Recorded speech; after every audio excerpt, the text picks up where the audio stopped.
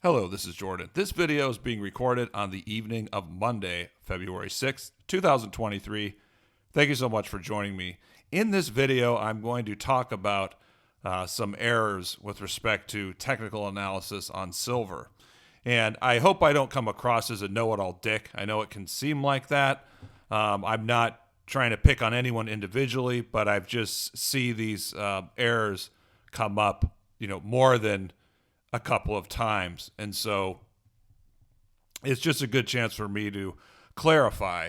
And, with respect to a lot of patterns, like a lot of technical patterns in general, there's specific characteristics that define those patterns. And so just because something looks like a pattern, that doesn't mean that it's automatically that pattern. It really, the characteristics really have to fit the pattern. And so with respect to cup and handle patterns, we have gold at the top, we have silver at the bottom. There's two major characteristics of that. The first is that the cup and handle pattern follows an uptrend. It's a bullish continuation pattern. So a lot of times you'll see what looks like a cup and handle coming off of a bottom, but those are actually saucer bottoms. That's what they're called. Because they're coming off of bottoms. They're not a continuation pattern. Cup and handle is a bullish continuation pattern. Now, saucer bottoms, those can still be bullish and break out to the upside, but they don't have the real bullish momentum that a cup and handle pattern does. So, that's just one example. Another example, actually, let me mention the second characteristics. We already mentioned it's a bullish continuation pattern. It follows an uptrend.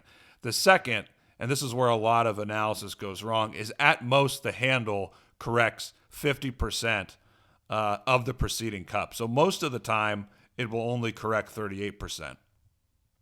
So if you look at my annotation there in the bottom of the gold chart, that's typically what a cup and handle pattern looks like.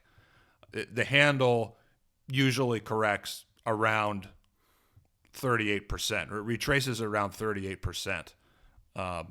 Of the bottom of the cup to the top.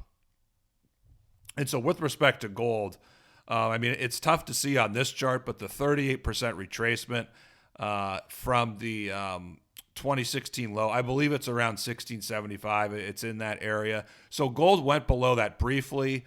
It did, I think the 50% retrace is 1570. So gold bottomed in the 1620s.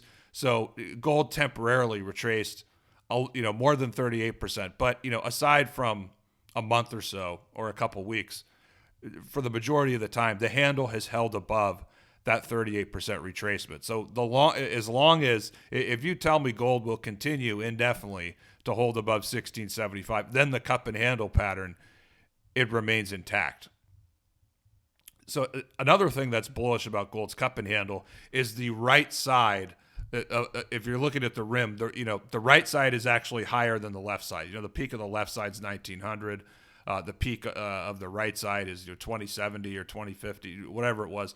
So that's an example of a stronger than normal pattern. Now, sometimes if the left is higher than the right, the right side is lower, then the pattern is not quite as strong. And actually, we saw that. When did we see? Okay, an example of that was in the preceding the 2019 breakout, although that wasn't really a cup and handle pattern. So, but I'm getting into fine details. But so that aside, so those are the reasons why gold is a textbook cup and handle. Now, if we look at silver, what's the problem with silver in calling this a cup and handle pattern? Well, the 50% retracement of the cup is really around 26, 27, 28, depending on how you measure it.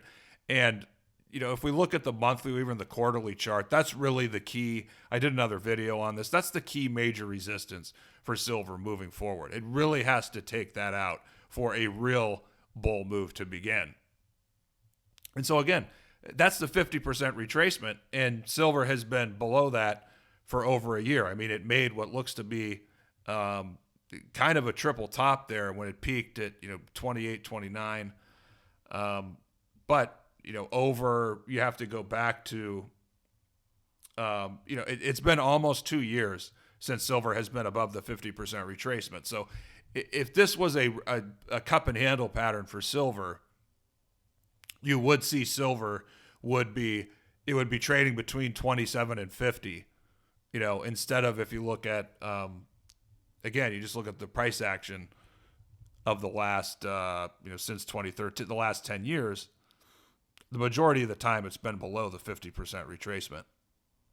So silver, based on the characteristics that define cup and handle patterns, silver is not in a cup and handle pattern. Now, that aside, assuming silver, well, let me say this first. And the fact that silver is not in a cup and handle pattern, that's what it's a sign that it has a lot more work to do technically. It has that really stiff resistance, 27, 28, that it has to surpass. Then it's going to take time after that to get back up to 50, the high. Whereas if we look at gold, gold's resistance at, 2000, 1900, that's not as stiff as the resistance that silver faces around 27, 28. And, when silver takes that out, or when gold takes out 2100, I mean, that's a major, major breakout. So, and the other point about silver is it's not a cup and handle pattern. However, if eventually when silver breaks above 28, rallies back to 50, it will look like a cup and handle pattern, and you will have this super bullish, massive base at 50 that, let's just say silver rallies back to 50, let's say it's sometime before 2026, let's say 2 years, 2025. So silver would have a 45-year base where basically 3 different times it had tested 50. So you'd have this super bullish setup where silver would really explode when it takes out 50. So, the implications of that, I guess you could say that's similar to the implications of a cup and handle pattern. But the point I'm trying to get across is when you have a legit cup and handle pattern like gold, that market is so much stronger than, looking at silver, which is not a legit cup and handle pattern because it hasn't, it's been below the 50% retracement most of the entire time of the last 10 years. So I know that was a real mouthful, but I can just go on and on about this stuff. But it's just important to learn the characteristics of these patterns because that's going to give you more insight on the future probabilities. Now, the other chart error with respect to silver is a lot of people have been saying silver is in a bull flag. If you look at the bottom there in my annotation, this is another point about the characteristics of these patterns. In a bull flag, you have a huge move up, and then you have a super bullish consolidation, which only retraces 38%. Unlike the cup and handle, there's really no wiggle room. This is a pattern that at the most, it's going to retrace only 38% of the preceding advance. So it looks like something that I annotated there at the bottom. Huge move up, really bullish consolidation, big breakout that duplicates the first move. What's the problem with silver? Well, I mean, you see my line there at 22.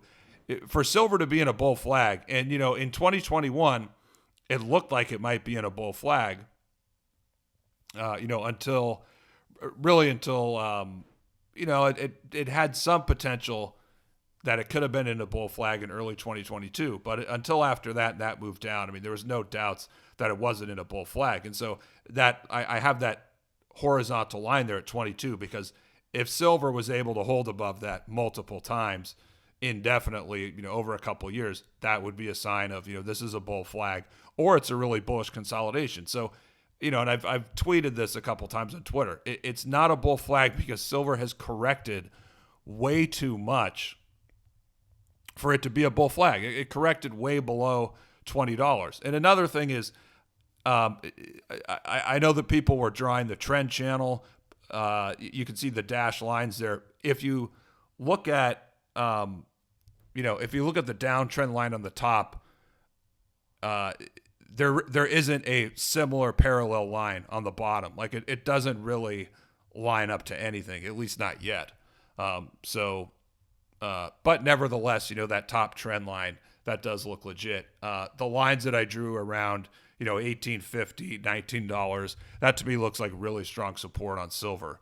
So that's where, that should be really strong support for silver if it gets down to that level. So that's all for this video. I hope it didn't come across too much like a dick, but It's just with these technical patterns, it's really important to learn the characteristics of these patterns rather than you're just going by the look of it, because you can't. I mean, these technical patterns, there's real characteristics, that's